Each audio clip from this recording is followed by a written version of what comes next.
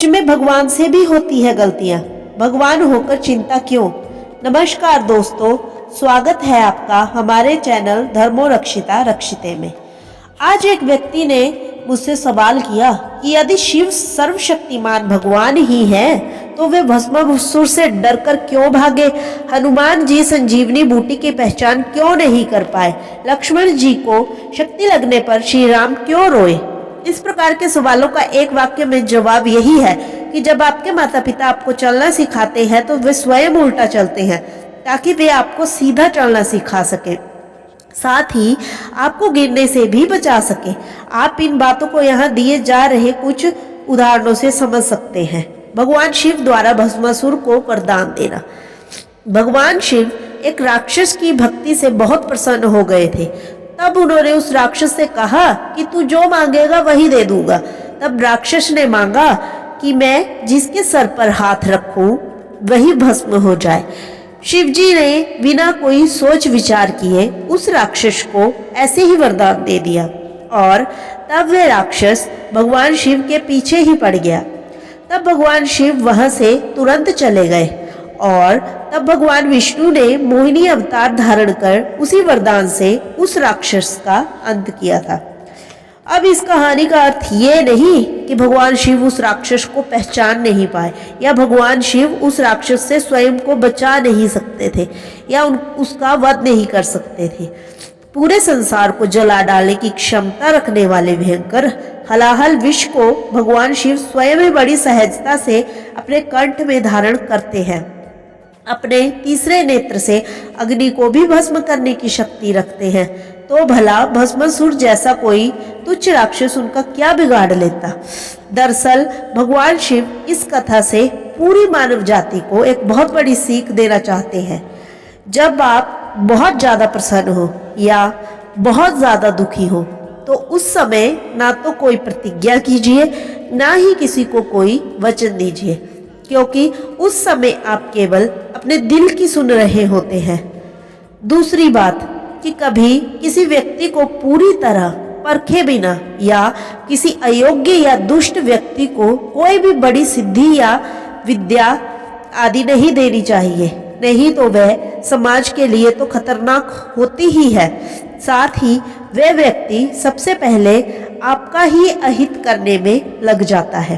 तीसरी बात कि अगर आप कोई भी कार्य बिना सोच विचारे करते हैं या कोई भी कार्य करते समय या किसी भी खतरनाक चीज का निर्माण करते समय पूरे समाज के हित का ध्यान नहीं रखते हैं तो इसके परिणाम आपको भी भुगतने पड़ते हैं।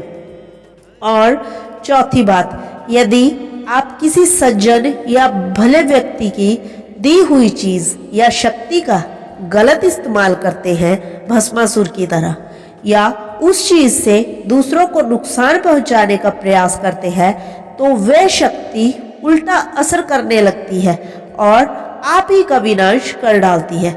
जैसे यही बात होलिका के ऊपर भी लागू हुई थी। उसने ब्रह्मा जी के वरदान का दुरुपयोग कर एक निर्दोष बालक प्रहलाद को जिंदा जलाने की कोशिश की तो वह वरदान उसी होलिका के लिए श्राप बन गया था। हनुमान जी संजीवनी बूटी की पहचान क्यों नहीं कर पाए। हनुमान जी तो संजीवनी बूटी की पहचान कर लेते, लेकिन फिर वे मानव जाति को ये सीख कैसे देते कि जब आपके सामने भी कुछ ऐसी ही परिस्थिति हो, साथ ही समय भी बहुत कम हो और आपको बहुत सारी चीजों में सही चीज का ज्ञान ना हो, कुछ समझ ना आ रहा हो, तब बिना समय गवाए यथाशक्ति आपको क्या करना चाहिए। हनुमान जी का कालनेमी के पास जाना। समय बहुत कम था, फिर भी श्री राम नाम का जाप कर रहे कालनेमी से प्रसन्न होकर हनुमान जी उसके पास जाते हैं। यहाँ हनुमान जी बताना चाहते हैं कि राम का तो नाम ही पवित्र है।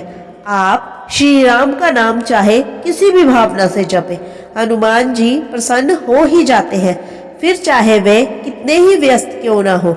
राम सीता जी की भक्ति करना या उनकी स्तुति गुणगान करना या उनका नाम जाप करना ही हनुमान जी को प्रसन्न करने या उनकी कृपा पाने का सबसे बड़ा रास्ता है। प्रभु चरित्र सुनबे को रसिया, राम लखन सीता मन बसिया। इसी के साथ हनुमान जी के सामने किसी भी प्रकार का कपट बहुत देर तक छिपा नहीं रह सकता, फिर चाहे वह कपट भक्ति का ही क्यों न हो। लक्ष्मण जी को शक्ति लगने पर श्री राम क्यों रोए? लक्ष्मण जी को शक्ति लगने पर श्री राम का रोना ये बताता है कभी कभी जीवन में ऐसी परिस्थितियां आ जाती हैं जब धीर वीर और ज्ञानी पुरुष का भी धैर्य और आत्मविश्वास टूटने लगता है, लेकिन उस समय जो हनुमान जी की तरह चिंता में समय गंवाने की बजाय केवल समाधान खोजने और कर्म करने की ठान लेता है, वह बड़े से बड़े युद्ध की भी दिशा पलट सकता है। यदि लक्ष्मण जी को शक्ति लगने पर श्री राम रोए न होते तो वे संसार को कैसे बताते कि किसी भी परिस्थिति में एक वैद्य का क्या कर्तव्य होता है? कैसे बताते कि हनुमान जी संकट मोचन है? कैसे बताते कि किसी बड़ी समस्या का समाधान कैसे निकाला जाता है? कैसे बताते कि उन्हें हनुमान जी अपने भक्त के समान ही क्यों प्रिय है? प्रभु श्री राम सीता जी का चिंता करना या रोना आदि उनकी लीलाएं हैं, ताकि इस बहाने उनके भक्तों के चरित्र की महानता संसार के सामने आ सके। माता पिता का प्रेम ऐसा ही होता है, वे अपने से ज्यादा अपनी संतानों का यश फैलते हुए देखना चाहते हैं, अपनी संतानों के सुंदर गुणों और विशेषताओं को संसार के सामने लाना चाहते हैं। श्री राम ने लंका तक जाने के लिए सेतु का निर्माण क्यों किया था? कुछ लोग ये भी बोलते हैं कि जब हनुमान जी पर्वत उठाकर ला सकते थे तो श्री राम की पूरी सेना को लेकर समुद्र पार भी तो करवा सकते थे, तो उन्होंने ऐसा क्यों नहीं किया? तो जवाब ये है कि भगवान तो बिना अवतार लिए ही रावण को मार सकते थे, लेकिन फिर वे मनुष्य को ये शिक्षा कैसे देते कि धर्म और सत्य का पालन करते हुए एक मनुष्य अपने आत्मविश्वास और दृढ़ संकल्प से क्या कर दिखा सकता है। दूसरी बात कि श्री राम रावण को केवल हनुमान जी की ही शक्तियों से परिचित नहीं कराना चाहते थे, बल्कि अपनी सेना के एक एक वानर की शक्ति और इच्छा शक्ति से परिचय करवाना चाहते थे। नल नील की प्रतिभा को भी सबके सामने लाना चाहते थे। वे रावण को दिखाना चाहते थे कि मेरी सेना में उपस्थित जिन वानरों को तुम साधारण भालू वानर समझ रहे हो वे साधारण नहीं हैं। ये वानर समुद्र पर सेतु बांध सकते हैं तो कुछ भी कर सकते हैं। अतः सीता जी को सम्मान सहित वापस लौटा देने में ही लंका की भलाई है। श्री राम धरती पर केवल अपना पराक्रम और अपनी महानता दिखाने के लिए नहीं आए, उन्होंने अपना साथ देने वाले अपने सभी भक्तों के चरित्र की महानता और पराक्रम को संसार के सामने लाने का पूरा अवसर दिया। कहने का मतलब ये है कि रामायण महाभारत आदि के अस्तित्व पर या भगवान की शक्तियों पर सवाल उठाने से पहले उनका सही जगह से सही तरीके से और सही अर्थ लगाकर ठीक से अध्ययन करना जरूरी है, तो उसके बाद कोई संदेह या सवाल नहीं रह जाएंगे।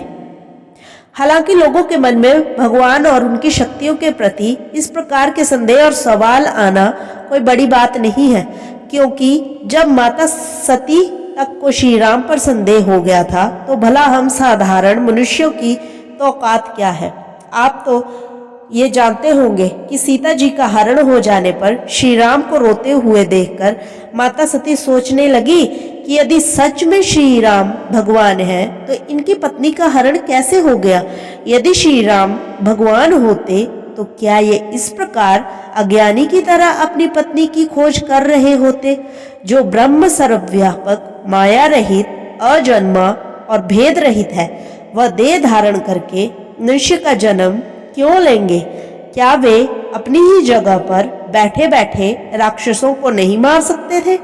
और इसके बाद माता सती का श्री राम पर संदेह बढ़ता ही चला गया, और यह संदेह उनके मन से तब तक नहीं गया जब तक उनसे एक बड़ी भूल नहीं हो गई।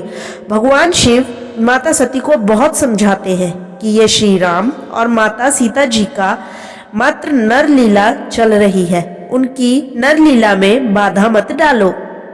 फिर भी माता सती को विश्वास नहीं होता। ये माता सती की यह भूल पूरी मानव जाति को बताना चाहती है कि जब किसी अज्ञानता के कारण या केवल अपनी दिल की सुनने के कारण जब आप कोई बड़ी भूल करने जा रहे होते हैं या किसी गलत रास्ते पर पैर रखने वाले होते हैं, तब ऐसे में भगवान भी कई तरह के संकेत देते हैं। इसलिए ऐसे में आपको अपने दिल की सुनने के साथ साथ एक बार उस व्यक्ति की भी बात पर विचार करना चाहिए जो हमेशा ही आपका हितैषी रहा है। या जब आप भगवान पर या उनकी शक्तियों पर संदेह करते हैं, तब उसके बाद ऐसी परिस्थितियां बनती चली जाती हैं कि ये संदेह बढ़ता ही चला जाता है। कोई भी व्यक्ति या हितैषी आपको एक सीमा तक ही समझा पाता है। भगवान भी आपको किसी गलत रास्ते से बचाने के लिए एक सीमा तक ही संकेत देते हैं, लेकिन फिर यदि किसी सही व्यक्ति के बार बार समझाने पर भी आप नहीं समझते हैं या भगवान के संकेतों को समझने की कोशिश नहीं करते, तो इस प्रकार के संदेह या केवल अपने दिल की ही सुनने की आदत एक बड़ी भूल भी करवा सकते हैं, जिसका असर पूरे जीवन पर पड़ सकता है। जब आप किसी की बात मानने को तैयार नहीं होते, तब दुनिया आपको आपके ही हाल पर छोड़ देती है कि ठीक है, जो करना है सो करके देख लो।